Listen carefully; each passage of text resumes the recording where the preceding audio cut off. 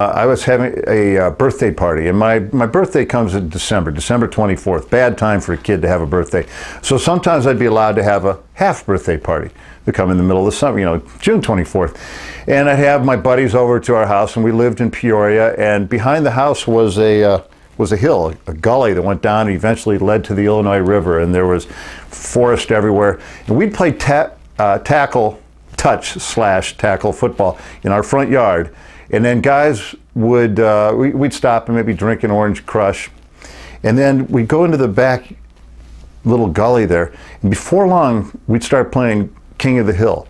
And it was football taken to an extreme. It became football with a ball removed. It was just throw whoever was there down as far as he could down the hill. And then they'd come crawling back up and they'd try to get the King of the Hill. And it was just the most brutal game in the world, and we would be ecstatic. We absolutely loved it. Well, you can't play King of the Hill in grade school and high school and college, and certainly there's no professional King of the Hill. And the slaughter the man with the ball games we played, I knew probably by age 12 that I had to play this game. Did I think I'd be able to? Absolutely not. The NFL was coming to its own as I was growing up, and of course, those fall afternoons, the NFL co-opted Sundays. So it's the most brilliant marketing that I think I've seen in the history of TV. Sundays were there for the taking. Monday through Friday was a work day. You know, there's your regular TV programming. Saturdays were for kids and, you know, and the shopping and the family. Sundays, the family was home. Used to be everybody stayed home, the family was together, nobody worked, there were no sports. You ate dinner together, maybe you ate lunch together, maybe you went to church in the morning. Well, the NFL looks at this and says, let's take over fall Sundays and make them ours. And so on fall Sundays, I'd be working with my dad in the yard, maybe raking leaves, and we'd have a transistor radio on. Or if it wasn't a transistor, you could plug it in and you'd pull the whole house radio out. And we'd listen to the Chicago Bears.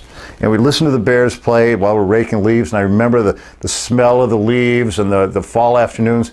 And the Bears and the announcers and the pictures that we're painting in this battle that was going on while we're doing this mundane thing in our front yard or side yard or backyard, wherever it was, as we continued to rake, was just a wonderful thing. And it made me fall in love with the Chicago Bears because that was our regional team. And then as each team played the Bears, you start to think, wow, the New York Giants, the Detroit Lions, the Green Bay Packers.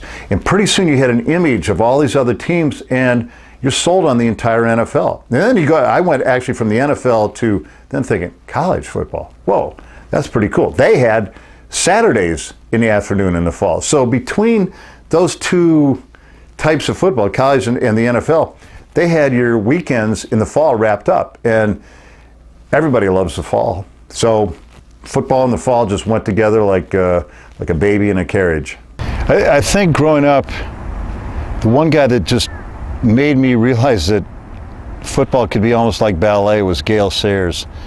You know, I'd listen to Bears games with my dad on the radio, and just to hear the descriptions of his run, the verbal descriptions, was just stunning. And he always seemed to have a kind of grace on the field that seemed to transcend and carry over right on into the real world, into the real life.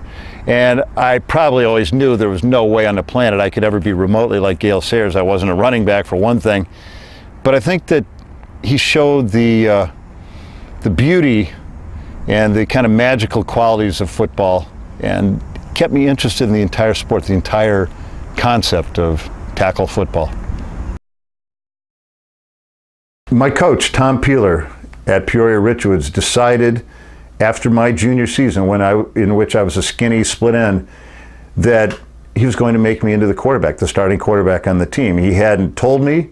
He came up with this idea on his own, and I was mystified. I was terrified, and yet he did it. And he molded me into a quarterback. He helped me. He taught me. It was a quintessential teacher-pupil experience. It was unbelievable, and it's at the root of so much of what this book is about. When I go back and find Tom Peeler, whom I hadn't seen in 30 years. But making a person into a quarterback where you are literally overseeing in certain ways, all the players on your team, all the players on the other team, the referees, and even the stands. I remember the peripheral vision, seeing everything, hearing everything. You are in control. of what goes on. Until you call for the ball to be snapped and you get it, nobody moves. It's an astounding experience, an amazing feeling, and overwhelming at times. And I guarantee you that it changed my perspective on what I could and could not do in this world. Tom Peeler, for me, absolutely what a football coach should be. Just make a statue of him. Make tape recordings of his talks. And one of the reasons is he's full of doubt himself. He knows he doesn't have the answers, and he just tries. And for me, it was just magnificent. You know, Tom Peeler was a coach who was always in the back of my mind, and he had his own sons. And I had my dad. It wasn't like he was my dad. He wasn't a father figure, but I realized through all these years, after him making me into a quarterback, where I had no anticipation of playing that position, he was a teacher that I needed to see again. How could I let some man be so influential in my life and then just go the rest of my life and never see him? And that's what was happening. It had been decades. And I realized, you should just go see this guy again who you admired so much, who seemed so old to me then. I realize now he was only 17, 18 years older than I was. He seemed like he was 9,000 years old. It's like going to see Gandalf, it's like going to see the wizard, and it was something that I needed to do because he was so influential. And ultimately, that quest for knowledge, if you can't ask your old favorite football coach, who can you ask? That loss to Ohio State bothers me. I'll be on my deathbed. I mean, these things are burnished in your brain to such an extent that it's like you want to go back and do it again, but you can't. And that's the beauty and the horror and the terror and the grandeur of playing football. The score is absolute. What happens, happens. We can't go back and beat Ohio State again. We both were undefeated in the Big Ten. We were ahead, Northwestern, the Purple Wildcats at halftime. And then, then the house caved in, and yeah, it bothers me. We would have gone to the Rose Bowl. It would have been, that was back when only one team went to any post-conference game at all in the Big Ten. And that was our moment in Columbus in front of 92,000 screaming Ohio State lunatics. And maybe it's God's way of saying, you weren't supposed to win that game, Rick, because life isn't quite that easy. Had I been in the Rose Bowl, I couldn't have played in the East-West Shrine game. Had I not played in the East-West Shrine game, I couldn't have given up the winning touchdown pass to Mel Gray. Had I not done that, maybe I wouldn't have had quite as much humility as I now have. So it's hard to say. Who knows what would have happened in the Rose Bowl? Maybe we would have won. Northwestern would have won the Rose Bowl for the first time in God knows how many years and shocked the college football world at that time. And my life would have been all downhill. And I'd be sitting around like that guy in the Bruce Springsteen song, Glory Days, just sitting in the bar. Hey, you want to hear about the old days? And there's nothing worse than that. So would I have liked to have won that game against Ohio State, gone to the Rose Bowl? Absolutely. Won the Rose Bowl? Sure. Would I like to have $10 million and be the happiest man on the planet? Sure. But that's not what life's all about.